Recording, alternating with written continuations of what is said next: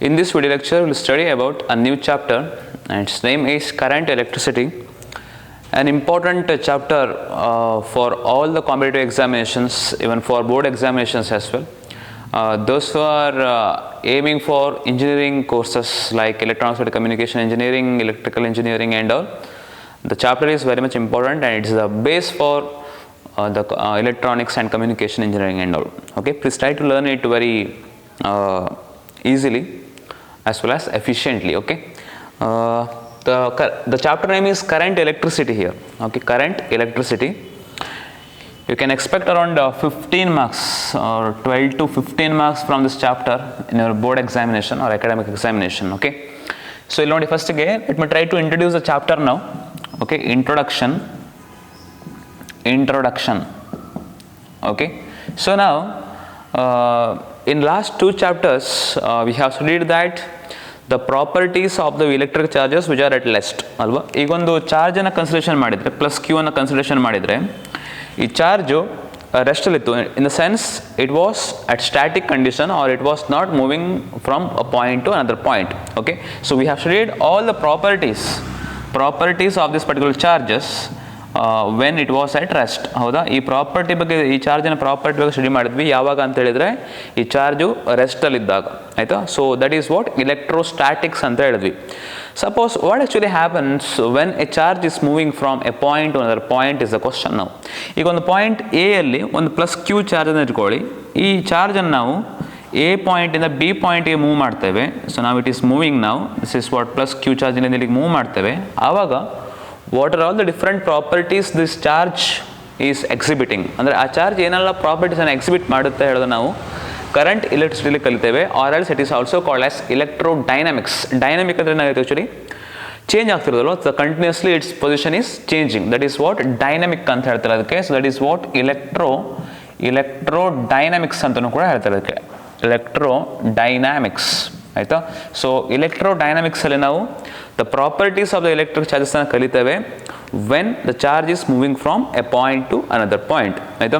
For example lightning ನಿಮ್ಗೆ ಎಲ್ಲರಿಗೂ ಗೊತ್ತಿರುತ್ತಲ್ಲ, ಲೈಟ್ನಿಂಗ್ ಮಿಂಚು, ಲೈಟ್ನಿಂಗ್ LIGHTNING ಲೈಟ್ನಿಂಗಲ್ಲಿ ಏನಾಗುತ್ತೆ ಅಂತಂದರೆ ಇಲೆಕ್ಟ್ರಿಕ್ ಚಾರ್ಜಸ್ಸು ಕ್ಲೌಡಿಂದ ಅರ್ತ್ಗೆ ಪಾಸ್ ಆಗುತ್ತೆ. Okay, the flow of electric charges. Okay, the flow of charge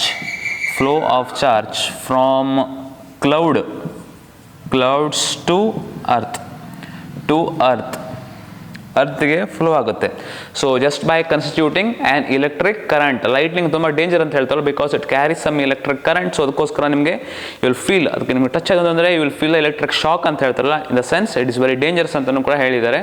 so ಹಂಗಾಗಿ the flow of electric charge from clouds to earth constitute the electric current. New terminology for you, electric current ಅಂತ ಹೇಳ್ತಾರೆ. ಅದು electric current ಅಂತ ಹೇಳ್ತಾರೆ. That is what abbreviated by capital letter I ಅಂತ ಹೇಳ್ತಾರೆ. ಅರ್ಥ ಆಯ್ತಾ ಹೇಗೆ ಅಂತ ಹೇಳ್ಬಿಟ್ಟು.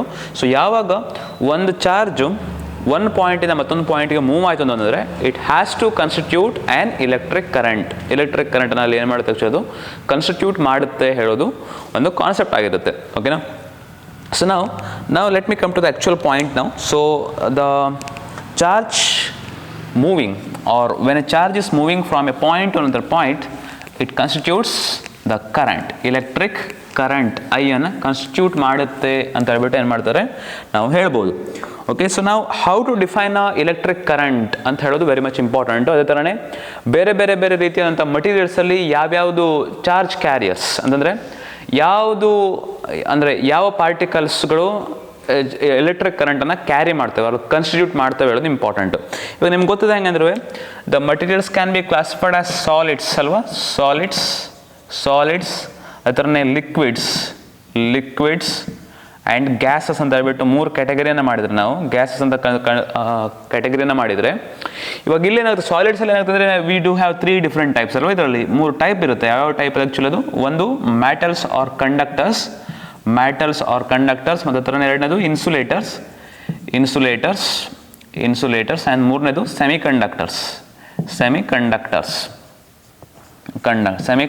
ಅಂತ ಹೇಳ್ತೇವೆ ನಾವು ಇದನ್ನು. ಆಯಿತಾ.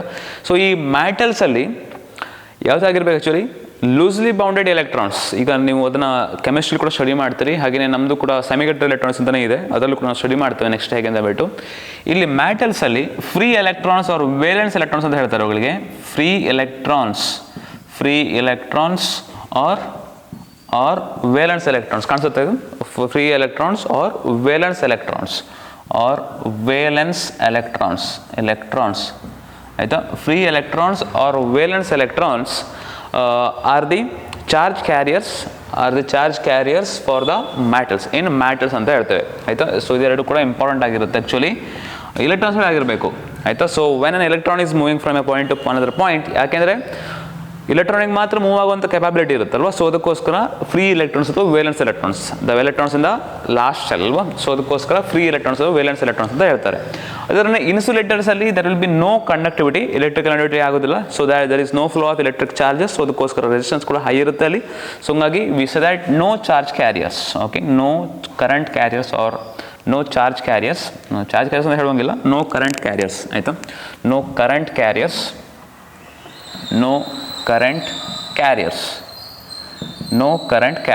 ಆಯಿತಾ. ಇನ್ನು ಸೆಮಿಕಂಡಕ್ಟರ್ಸಲ್ಲಿ ಫ್ರೀ ಎಲೆಕ್ಟ್ರಾನ್ಸ್, ಇದ್ರ ಬಗ್ಗೆ ನಾವು ಮುಂದೆ ಡೀಟೇಲ್ ಆಗಿ ನೋಡ್ತೇವೆ, ಜಸ್ಟ್ ಒಂದು ಇಂಟ್ರೊಡಕ್ಷನ್ ಕೊಡ್ತಿದ್ದೇನೆ ಅಷ್ಟೇ ನಾನು ಇವಾಗ.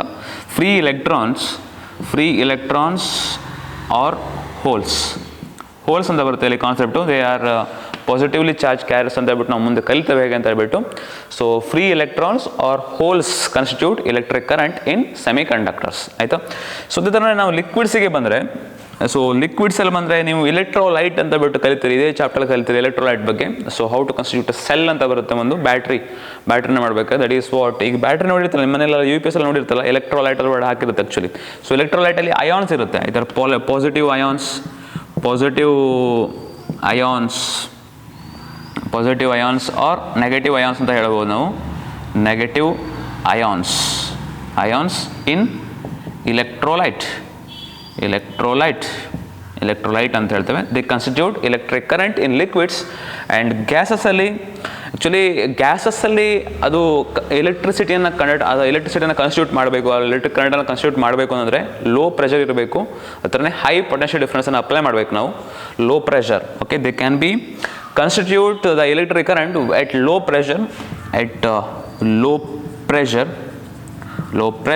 and high potential difference ಅನ್ನು ಅಪ್ಲೈ ಮಾಡಬೇಕು, ಆವಾಗ the gases constitute the electric current ಅಂತ ಹೇಳ್ತೇವೆ. ಸೊ ಯೂಶ್ವಲಿ ಇಲ್ಲಿ ಕನ್ಸ್ಟಿಟ್ಯೂಟ್ ಮಾಡೋದು ಅಂತಂದರೆ ಪಾಸಿಟಿವ್ ಅಯಾನ್ಸ್ ಆ್ಯಂಡ್ ಎಲೆಕ್ಟ್ರಾನ್ಸ್ ಅಂತ ಹೇಳ್ಬೋದು ನಾವು. ಪಾಸಿಟಿವ್ ಅಯಾನ್ಸ್ ಆ್ಯಂಡ್ ಎಲೆಕ್ಟ್ರಾನ್ಸ್ ಅಂತ ಹೇಳ್ಬಿಟ್ಟು ನಾವೇನು ಮಾಡೋದು ಆ್ಯಕ್ಚುಲಿ ಹೇಳ್ಬೋದು. So this are the current carriers, ಅಂದರೆ ಯಾವ ಪಾರ್ಟಿಕಲ್ಸು ಎಲೆಕ್ಟ್ರಿಕ್ ಕರೆಂಟನ್ನು ಕ್ಯಾರಿ ಮಾಡುತ್ತೆ, ಅದು ಕನ್ಸ್ಟಿಟ್ಯೂಟ್ ಮಾಡುತ್ತೆ ಇನ್ ಡಿಫ್ರೆಂಟ್ ಮಟೀರಿಯಲ್ಸಲ್ಲಿ ಅಂತ ಹೇಳೋದನ್ನು ನಾನು ಇಲ್ಲಿ ಬ್ರೀಫಾಗಿ ನೋಟ್ ಮಾಡಿದ್ದೇನೆ. Please try to make a note of this things. Okay, this is very much important for competitive examinations as well as ಒಂದು ಮಾರ್ಕ್ಸಿಗೆ ಕೇಳ್ಬೋದು ಅಂತ ಹೇಳ್ಬಿಟ್ಟು ಅಷ್ಟಕ್ಕೆ ಆಯ್ತಲ್ಲ.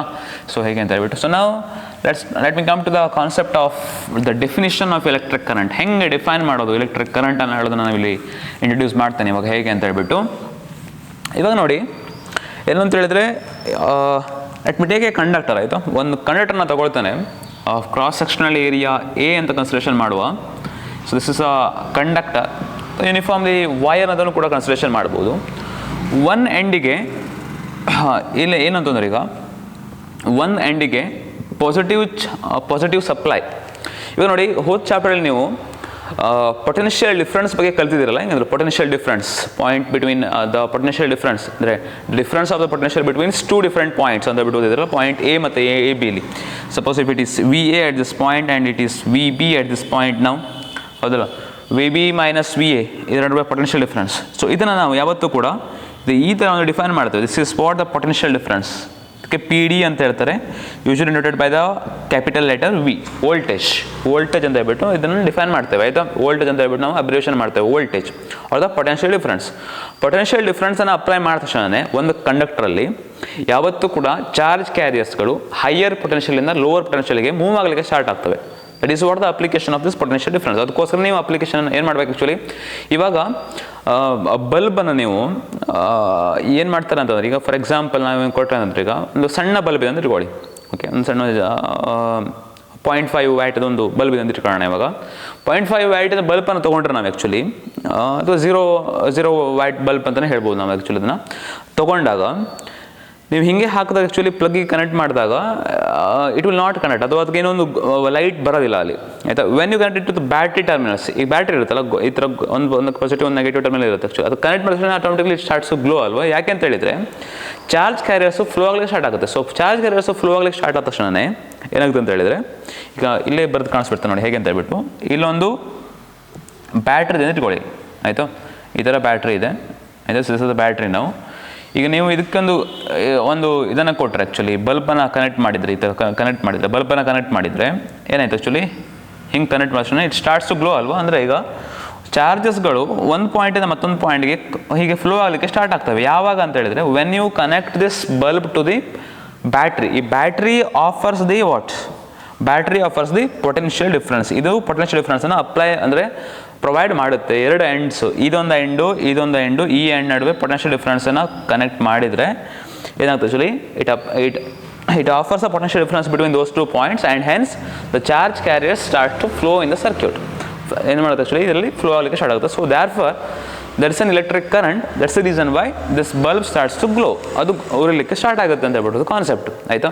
ಸೊ ಇವಾಗ ನಮಗೆ ಚಾರ್ಜ್ ಕ್ಯಾರಿಯರ್ಸ್ಗಳು ಫ್ಲೋ ಆಗಬೇಕು ಅಂತ ಹೇಳಿದರೆ ಏನಾಗಬೇಕಾಗುತ್ತೆ ಆ್ಯಕ್ಚುಲಿ, ಚಾರ್ಜ್ ಕ್ಯಾರಿಯರ್ಸ್ ಫ್ಲೋ ಆಗಬೇಕು ಅಂತ ಹೇಳಿದರೆ we need to apply the potential difference. ಅದನ್ನು ನೆನ್ಪಿಟ್ಕೊಳ್ಳಿ ಯಾವತ್ತೂ ಕೂಡ. ಅದಕ್ಕೋಸ್ಕರ ನಾವು ಬ್ಯಾಟ್ರಿನ ಕನೆಕ್ಟ್ ಮಾಡೋದು ಅಷ್ಟೇ, ಅದೇನಿಲ್ಲ.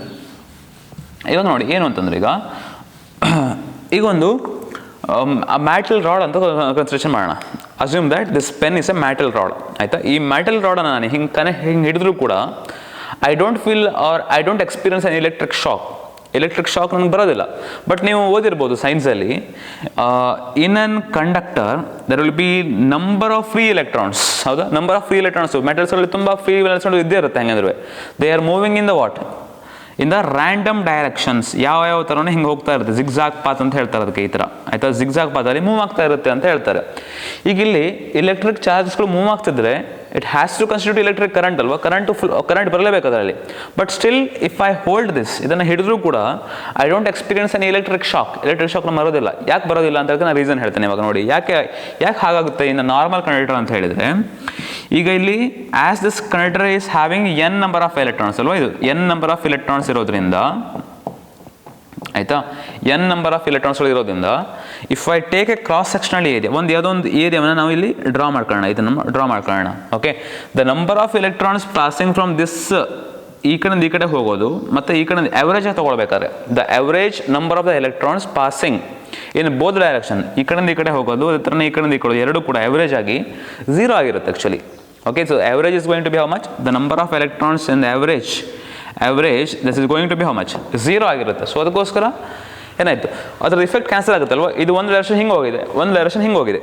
ಅವಾಗ ಏನಾಗಬೇಕಾಯ್ತು actually, the effect is going to cancel, ಅದು ಇಫೆಕ್ಟು ಕ್ಯಾನ್ಸಲ್ ಆಗ್ತದೆ. ಸೊ ಅದಕ್ಕೋಸ್ಕರ we say that the net electric current, ಅಂದರೆ total electric current is going to be how much, 0 ಅಂತ ನಾವು ಹೇಳ್ತೇವೆ. The total current is going to be 0. ಅದಕ್ಕೋಸ್ಕರ ಒಂದು normal ಕಂಡಕ್ಟರ್ನ ನೀವು ಹಿಂಗೆ ಹಿಡ್ಕೊಂಡ್ರೆ, ಮ್ಯಾಟಲ್ನ ಟಚ್ ಮಾಡಿದ್ರು ಕೂಡ will not experience any electric current. That is the concept, ಆಯಿತು.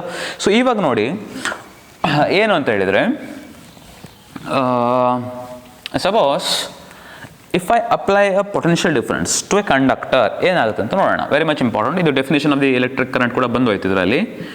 ಇವಾಗ ಇದರಲ್ಲಿ ನೋಡಿ, ನಾನು ಇದಕ್ಕೆ ಒಂದು ಪೊಟೆನ್ಷಿಯಲ್ ಡಿಫ್ರೆನ್ಸನ್ನು ಅಪ್ಲೈ ಮಾಡ್ತೇನೆ ಅಂತ ಇಟ್ಕೊಳ್ಳಿ ಇವಾಗ. ಓಕೆ, ಇದನ್ನು this is what potential difference we ಅನ್ನು ಅಪ್ಲೈ ಮಾಡ್ತಾನೆ. So this is the positive terminal and this is the negative terminal. ಹೀಗೆ ಆಯಿತಾ, this is the positive terminal and it is the negative terminal here. ಇವಾಗ ಏನಾಗ್ತದೆ ಅಂದರೆ, ಇಲ್ಲಿರುವಂಥ number of ಎಲೆಕ್ಟ್ರಾನ್ಸ್ಗಳು ಇರುತ್ತಲ್ಲ, ಹಿಂಗೆ number of electrons must be equal to number of the protons ಆಗಿರುತ್ತೆ, ಹಂಗೆ ಇರಬೇಕು ಇನ್ನು ನ್ಯೂಟ್ರಲ್ ಮ್ಯಾಟಲ್. ಸರಿ ಆಯಿತಾ. ಈಗ ನೋಡಿ ಈ ಇದರಲ್ಲಿ ಏನಾಗುತ್ತೆ ಅಂತ ಹೇಳಿದ್ರೆ, ಈ ಎಲೆಕ್ಟ್ರಾನ್ಸ್ ಈ ಪಾಯಿಂಟ್ ಹಾಗೆ ಡಾಟೆಡ್ ಎಲ್ಲ ಕೂಡ ಎಲೆಕ್ಟ್ರಾನ್ಸ್ ಅಂತ ಕನ್ಸಿಡರೇಷನ್ ಮಾಡೋಣ. ಈಗ ನೀವು ಪೊಟೆನ್ಷಿಯಲ್ನ ಅಪ್ಲೈ ಮಾಡಿದ ತಕ್ಷಣ ಏನಾಗಬೇಕಾಗಿದೆ actually, there should be a electric field across the conductor. ಈ ಕಂಡಕ್ಟರಲ್ಲಿ ಎಲೆಕ್ಟ್ರಿಕ್ ಫೀಲ್ಡ್ ಬರಬೇಕು. That is a positive to negative ಬರುತ್ತೆ. This is the direction of the electric ಫೀಲ್ಡಿಂಗ್ ಆಗುತ್ತೆ. ಆವಾಗ ಏನಾಗುತ್ತೆ ಅಂತಂದರೆ, this electrons, okay, these electrons they align themselves in the direction opposite to the direction of the electric field. ಅಂದರೆ align themselves ಆಗುತ್ತೆ and they start to move opposite to the opposite to the direction of the electric field. Electric field direction ಹೆಂಗಿದ್ದದಕ್ಕೋಸ್ಕರ ಈ ಎಲೆಕ್ಟ್ರಾನ್ಸ್ಗಳು ಈ ಥರ ಒಂದೇ ಲೈನಲ್ಲಿ ಈ ಥರ ಏನಾಗುತ್ತೆ ಆ್ಯಕ್ಚುಲಿ ಅದು ಮೂವ್ ಆಗಲಿಕ್ಕೆ ಸ್ಟಾರ್ಟ್ ಆಗ್ತದೆ. These electrons starts to move in this direction because the direction of the electrons flow must be opposite to the direction of the electric field ಆಗುತ್ತೆ. ಸೊ ಅವಾಗ ಏನಾಗುತ್ತೆ ಆ್ಯಕ್ಚುಲಿ ಎಲೆಕ್ಟ್ರಿಕ್ ಕರೆಂಟು ಅಂದರೆ ಎಲೆಕ್ಟ್ರಾನ್ಸ್ಗಳು ಒಂದೇ direction ಹಿಂಗೆ move ಆಗಲಿಕ್ಕೆ start ಆಗುತ್ತೆ. ನೋಡಿ ಈ ಥರ ಎಲೆಕ್ಟ್ರಿಕ್ ಕರೆಂಟ್ ಅಂದರೆ ಎಲೆಕ್ಟ್ರಿಕ್ ಚಾರ್ಜಸ್ಗಳು ಮೂವ್ ಆಗಲಿಕ್ಕೆ ಸ್ಟಾರ್ಟ್ ಆಗುತ್ತೆ. ಗೊತ್ತಾಯ್ತಾ? ಅಂದರೆ the electrons must be movable in the direction opposite to the direction of the electric field. ಅಷ್ಟೇ ಕಾನ್ಸೆಪ್ಟ್, ಮತ್ತೇನಿಲ್ಲ. ಇವಾಗ ನೋಡಿ, ಈಗ ನಾನು ಒಂದು ಕ್ರಾಸ್ ಸೆಕ್ಷನಲ್ ಏರಿಯಾನ ಕನ್ಸಿಡರೇಷನ್ ಮಾಡಿದರೆ, ಇಲ್ಲಿ ನಾನು ಕ್ರಾಸ್ ಸೆಕ್ಷನ್ ಕನ್ಸಿಡರೇಷನ್ ಮಾಡಿದರೆ, ಒಂದು ಏರಿಯಾನ ಸ್ಮಾಲ್ ಏರಿಯಾನ ಕನ್ಸಿಡರೇಷನ್ ಮಾಡಿದರೆ, ಡೆಲ್ಟಾ ಎನ ಕನ್ಸಿಡರೇಷನ್ ಮಾಡಿದರೆ, ಅವಾಗ ಏನಾಯ್ತು ಅಂತಂದರೆ ಎಲ್ಲ ಎಲೆಕ್ಟ್ರಾನ್ಸ್ಗಳು ಕೂಡ ಒಂದೇ ಡೈರೆಕ್ಷನ್ ಹೋಗ್ತಿದ್ದಾವೆ. ಸೊ ಹಾಗಾಗಿ ಇಫೆಕ್ಟ್ ಝೀರೋ ಆಗೋದಿಲ್ಲ ಅಲ್ಲಿ. So there will be a net current, ಒಂದು ನೆಟ್ ಕರೆಂಟ್ ಬರುತ್ತೆ. ಆ ಟೈಮಲ್ಲಿ ನೀವು ಇದನ್ನು ಈ ಥರ ಹೋಲ್ಡ್ ಮಾಡಿದರೆ at that time you will experience the electric shock because there will be the electric current. So ನಾವು ಈಗ ಏನು ಹೇಳ್ಬೋದು ಅಂತಂದರೆ how can we define the electric current? So electric current I is nothing but number of the charges passing through this area per unit time. Charge per time, this is nothing but charge divided by time ಅಂತ ಹೇಳ್ತೇವೆ ನಾವು ಅದಕ್ಕೆ, charge per time. So electric current is the ratio of the electric charge per unit time, or the number of electrons passing through a cross sectional area in the unit time. That is also electric current ಅಂತ ನಾವು ಹೇಳ್ಬೋದು. ನೀವು last chapter ನೋಡಿದ್ದೀರಿ, Q is equal to plus or minus n into E divided by time t ಅಂತಲೂ ಕೂಡ ನೀವು define ಮಾಡಬಹುದು. So therefore this is what the expression for or the definition for what? Electric current. Electric current ನೀವೇನು ಮಾಡ್ತೀರಿ actually ಈ ಥರ ಮಾಡಿ define ಮಾಡ್ತೀರಿ. ಸೊ SI ಯೂನಿಟ್ ಏನು ಅಂತಂದ್ರೆ, ಈಗ ಇದಕ್ಕೆ SI unit of electric current is ampere. Is ampere. The SI unit of electric current is ampere and it is abbreviated by the capital letter A ಅಂತ ಹೇಳ್ತಾರೆ. This is the SI unit of electric current is ampere. Q is equal to NE divided by time t. ಇವಾಗ ನೋಡಿ, now we defined about this is the average current. ಇದಕ್ಕೆ ನಾವು average current ಅಂತ ಹೇಳ್ಬೋದು ನಾವು. average current, this is the average current. Now suppose if I ask you to calculate the instantaneous current at any instant of time, ಈಗ t is equal to 0, 1, 2, 3, 4, 5 seconds etc. ಆ ಟೈಮಲ್ಲಿ ಕೇಳಿದ್ರೆ how to define the average current ಹೇಳೋದು important ಅಲ್ವಾ. So instantaneous current ಹೇಳೋದು important ಅಲ್ವಾ. So ಅದಕ್ಕೋಸ್ಕರ ಆ ಟೈಮಲ್ಲಿ as you know that the instantaneous current I is equal to limit, ಇಲ್ಲಿ ಅಪ್ಲಿಕೇಶನ್ ಆಫ್ ಲಿಮಿಟನ್ನು ಯೂಸ್ ಮಾಡ್ತೇವೆ, change in charge divide by change in time at which the time is approaching 0. ಈಗ instantaneous at that particular instant ಅಂದರೆ time is going to be what? 0, constant ಆಗಿಬಿಡುತ್ತೆ, constant. So ಅದಕ್ಕೋಸ್ಕರ this is equal to dq divided by dt ಅಂತ ಹೇಳ್ತಾರೆ. That is what? Instantaneous current I is equal to dq divided by dt. This is how we can define the instantaneous electric current ಅಂತ ಹೇಳ್ಬಿಟ್ಟು ನಾವೇನು ಮಾಡ್ತೀವಿ actually ಈ ಥರ ಮಾಡಿಬಿಟ್ಟು define ಮಾಡ್ಬೋದು. ಅರ್ಥ ಆಯ್ತು ಅನಿಸುತ್ತಲ್ಲ ಹೇಗೆ ಹೇಳ್ಬಿಟ್ಟು. ಇವಾಗ ನನಗೆ ವಾಟ್ ಈಸ್ ದ ಡೈರೆಕ್ಷನ್ ಹೇಳೋದು ಇಂಪಾರ್ಟೆಂಟ್. ಇವಾಗ ಈ ಡಯಾಗ್ರಾಮನ್ನು ನೋಡಿ, ಇವಾಗ what is the direction of the electric current ಅಂತ ಹೇಳ್ಬಿಟ್ಟು ಡೈರೆಕ್ಷನ್ ತೊಗೋಬೇಕಾದ್ರೆ you have to be very careful. ಆಯಿತಾ? ಯಾವ ಥರ ಅಂತ ಹೇಳಿದರೆ, direction of the conventional current is in the direction opposite to the flow of the electrons. ಈಗ ಎಲೆಕ್ಟ್ರಾನ್ಸ್ಗಳು ಈ ಥರ ಮೂವ್ ಆಗ್ತಾ ಇದ್ದರೆ ಅದಕ್ಕೆ ಅಪೋಸಿಟ್ ಆಗಿ ಎಲೆಕ್ಟ್ರಿಕ್ ಕರೆಂಟ್ ಇರುತ್ತೆ. ಅದನ್ನು ನೆನಪಿಟ್ಕೊಳ್ಳಿ. The direction of the conventional current is opposite to the flow of the ಎಲೆಕ್ಟ್ರಾನ್ಸ್ಗೆ ಡೈರೆಕ್ಷನ್ಗೆ, ಎಲೆಕ್ಟ್ರಾನ್ಸ್ ಮೂವ್ಮೆಂಟ್ ಡೈರೆಕ್ಷನ್ಗೆ ಅಪೋಸಿಟ್ ಆಗಿ ಎಲೆಕ್ಟ್ರಿಕ್ ಕರೆಂಟ್ ಡೈರೆಕ್ಷನ್ ಆಗಿರುತ್ತೆ. Or else it will be in the direction, or the direction of the electric current will be in the direction of the flow of positive charge carriers. ಅಂದರೆ positive charge protons ಅಂತ ಹೇಳ್ಬೋದಲ್ಲ, positive charges. ಈಗ electron ಹಿಂಗೆ move ಆಗ್ತಿದೆ ಅಂದರೆ ಏನಾಗಬೇಕು? Positive charges ಹಿಂಗೆ ಹೋಗಲೇಬೇಕಲ್ವ. So ಅದಕ್ಕೋಸ್ಕರ the electric current will be in the direction of the flow of positively charge carriers.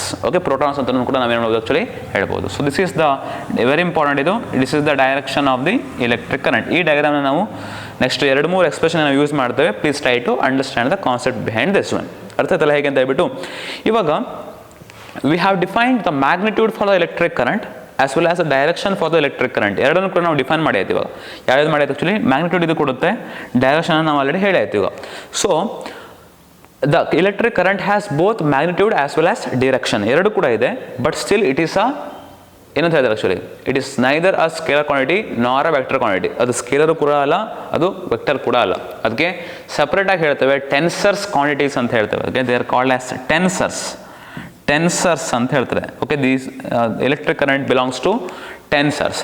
ಇದು ವೆಕ್ಟರ್ ಅಲ್ಲ, ಇಲೆಕ್ಟ್ರಿಕಲ್ ಅಂದರೆ ಮ್ಯಾಗ್ನಿಟ್ಯೂಡ್ ಕೂಡ ಇದೆ, ಅದರನೇ ಡೈರೆಕ್ಷನ್ ಕೂಡ ಇದೆ, but still it is not a vector quantity. ಯಾಕೆ ಅಂತ ಹೇಳಿದರೆ it fails to obey the additivity of ವೆಕ್ಟರ್ಸನ್ನು ಆ್ಯಕ್ಚುಲಿ ಆ್ಯಡ್ ಮಾಡುವಾಗ ಆ ಲಾವನ್ನು ಇದು ಎಕ್ಸಿಬಿಟ್ ಮಾಡೋದಿಲ್ಲ ಆರ್ ಒಬೇ ಮಾಡೋದಿಲ್ಲ ಎಲೆಕ್ಟ್ರಿಕ್ ಕರೆಂಟ್. ಇವಾಗ ನೋಡಿ, ಫಾರ್ ಎಕ್ಸಾಂಪಲು ಇವಾಗಿಲ್ಲಿ ಫಾರ್ ಎಕ್ಸಾಂಪಲ್ ಹಿಂಗೆ ಬಂದ್ರೆ ಒಳಗೆ, so here is electric current 4 ampere. ಇಲ್ಲಿ ಮತ್ತೊಂದು ಎಲೆಕ್ಟ್ರಿಕ್ ಕರೆಂಟ್ ಬಂತು, ಆ್ಯಕ್ಚುಲಿ ಎಲೆಕ್ಟ್ರಿಕ್ ಕರೆಂಟ್ ಬಂತು, that is what let me take it as 2 ampere. Okay, 2 ampere ಆಯಿತಾ.